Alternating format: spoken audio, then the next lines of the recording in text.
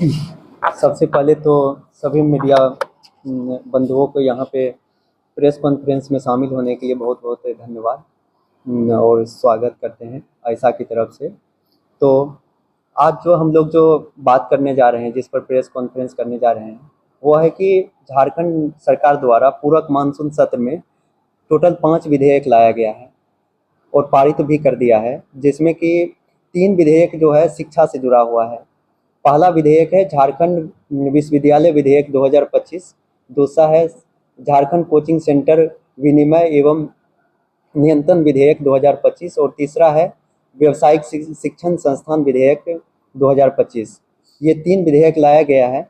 All over कहा जाए तो हम ये तीनों विधेयक का मतलब स्वागत करते हैं, लेकिन उनका कुछ प्रावधान है जिन जो प्रोविजंस है उस कुछ प्रोविजंस का विरोध करते हैं।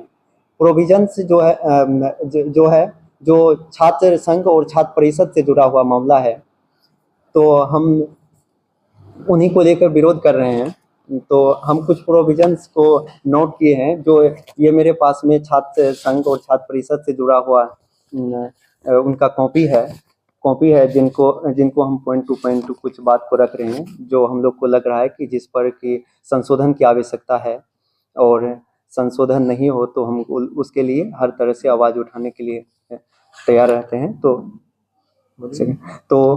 ये जो है कि इसमें सबसे पहली बात जो कह रहा है कि जब हम पढ़ते हैं पहला ही पैराग्राफ के चौथा पॉइंट्स को पढ़ते हैं, तो इसमें है कि जो छात्र संघ होगा वो किसी भी जो रजिस्टर है, जैसे मान लीजिए अभी हम समझते हैं कि किसी भी राजनीतिक दल से हो या किसी अन्य से हो, रजिस्टर रहता है।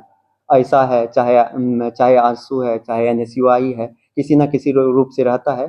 तो अब जो होगा कि वो किसी भी संगठन से नहीं होगा, बिना संगठन का छात्र संघ बनेगा। तो ये बहुत इस पर कि हम लोग का आपत्ति है। उसके साथ साथ इसमें कह रहा है कि निर्वाचक मंडल बनाया जाएगा। निर्वाचक मंडल में भी कौन रहेगा कि ऑल ओवर स्टूडेंट्स को मान रहे कि ये निर्वाचक मंडल है, कि सिर्फ मानेंगे कि कोई ऐसी अथॉरिटी बना देगा कि वहीं सचिव और अध्यक्ष का चुनाव करेंगे, या जितना भी जैसे महिला प्रतिनिधि का बात किया गया है, SC ST OBC प्रतिनिधि का बात किया गया है, तो उस तरह से है। तो इसके अलावा ये है कि निर्वाचक मंडल का तो बात हो गया, उसके साथ साथ है कि इसमें है कि चुनने का भी बात है। कुछ प्रतिनिधि को डायरेक्ट चुनाव भी करेंगे, जैसे NSS से हो गया, NCC से हो गया, या स्पोर्ट्स से हो गया, कल्चरल का कुछ ग्रुप रहता है उनसे हो गया। तो उनमें भी करता है कि वो डायरेक्ट चुनेंगे प्रिंसिपल या VC के द्वारा। तो हम लोग का इस पर है कि उनमें भी क्यों ना, क्योंकि NCC में भी हम देखते हैं कि एक ग्रुप रहता है कि 40 student, 30 student, 40 student all over 4 से 5 साल का हम जोड़ देते हैं, तो कम से कम 150 तो रहता है, कम से कम 1 से 150 स्टूडेंट्स रहता है। तो क्यों ना हम डायरेक्ट प्रिंसिपल और VC पर ना छोड़ के वो स्टूडेंट्स जो उनका ग्रुप है उनसे चुन क्यों नहीं लिया जाएगा। उसके साथ साथ यहाँ पे मतलब है कि निदेशक का है छात्र मामले के पदेन सदस्य, इसकी भी कोई स्पष्टता नहीं की गई है। फिर यहाँ पे है कि जो कोऑर्डिनेटर का जो भूमिका में रहेगा वो एक वरिष्ठ शिक्षक रहेगा। कोऑर्डिनेटर जब हम छात्र संघ में सचिव और अध्यक्ष को चुन ही रहे हैं, अलग अलग महिला प्रतिनिधि भी है, SC ST OBC का भी प्रतिनिधि है, तो क्यों ना कोऑर्डिनेटर की भूमिका में हम उनको रखा जाए, क्योंकि बैठक भी करने में, एक दूसरे को बुलाने में भी, कोई आंदोलन हो, प्रोटेस्ट हो या और कोई भी हो, तो उसमें भी हम लोग को सफलता मिलेगा। और उसके साथ साथ है कि इनका संरक्षक जो होगा वो कुलपति को बनाया गया है।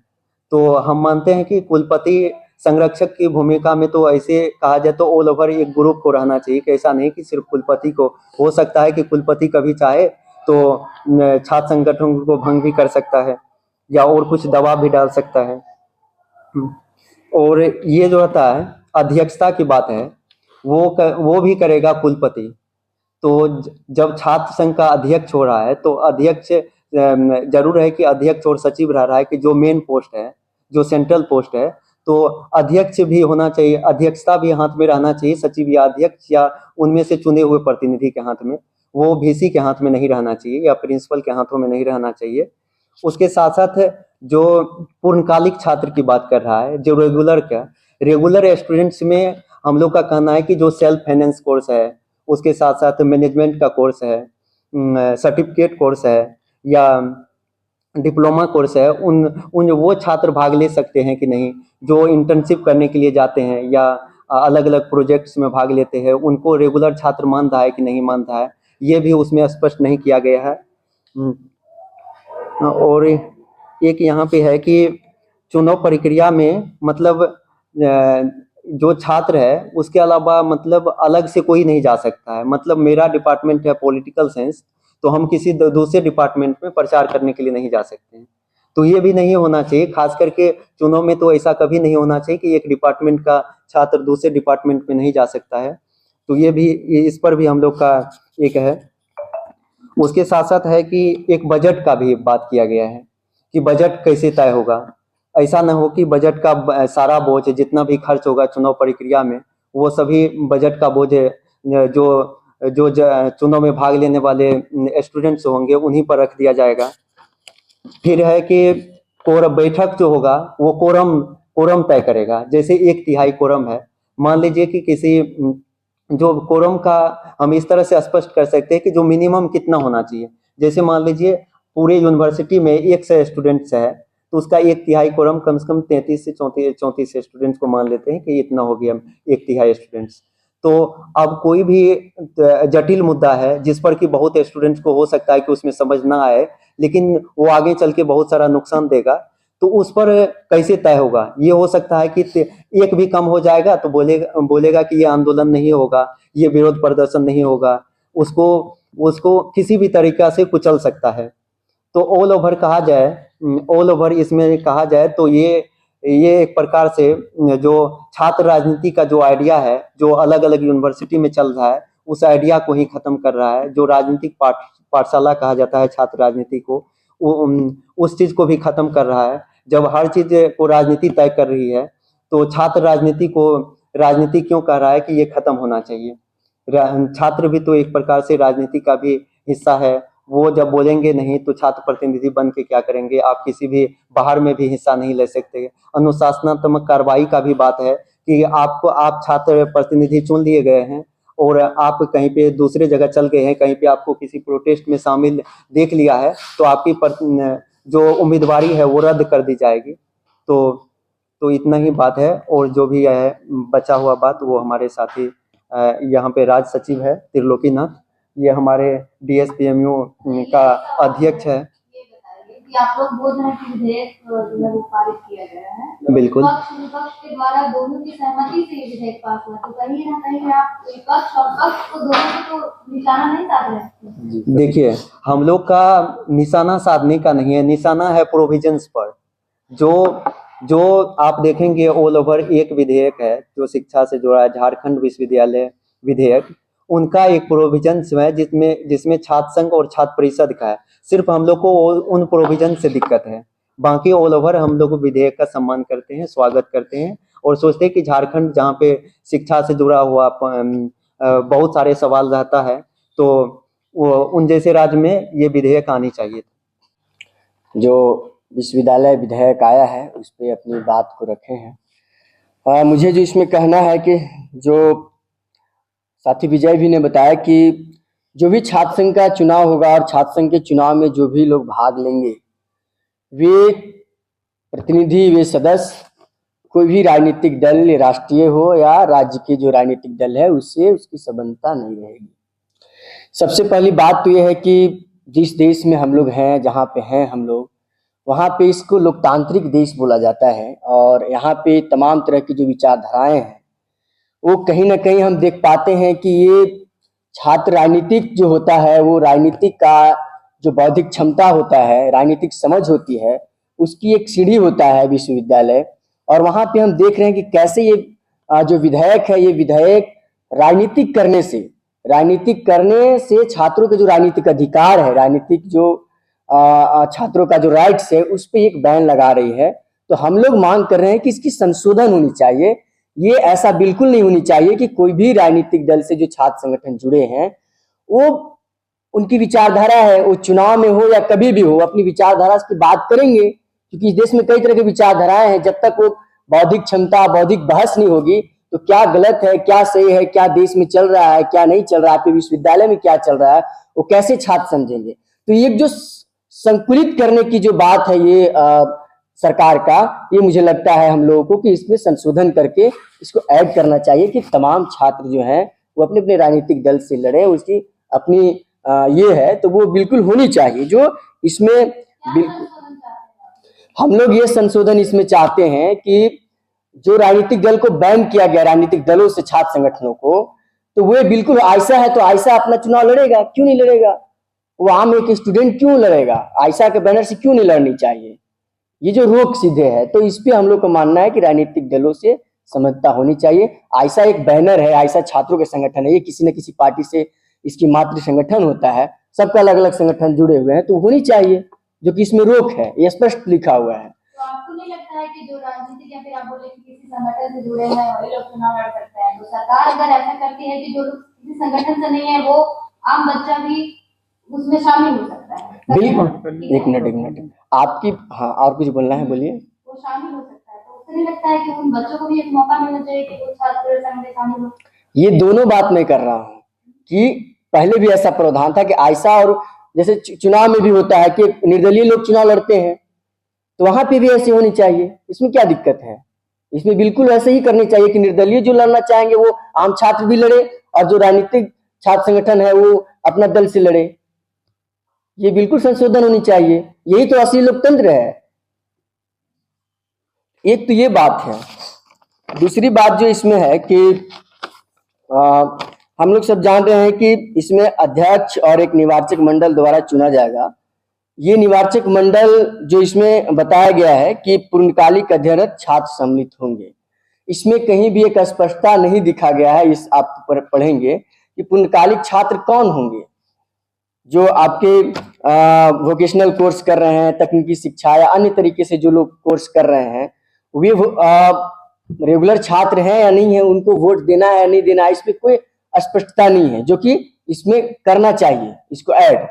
उसके साथ जो है से आप देख रहे हैं कि महाविद्यालय स्तर पर एक अनुसूचित जाति, अनुसूचित जनजाति और कमजोर जातीय समूह के द्वारा ने पिछड़ा वर्ग, जिसे चक्रा अनुक्रम पद्धति के द्वारा ये मतलब एक चुनाव होने की बात हो रही है।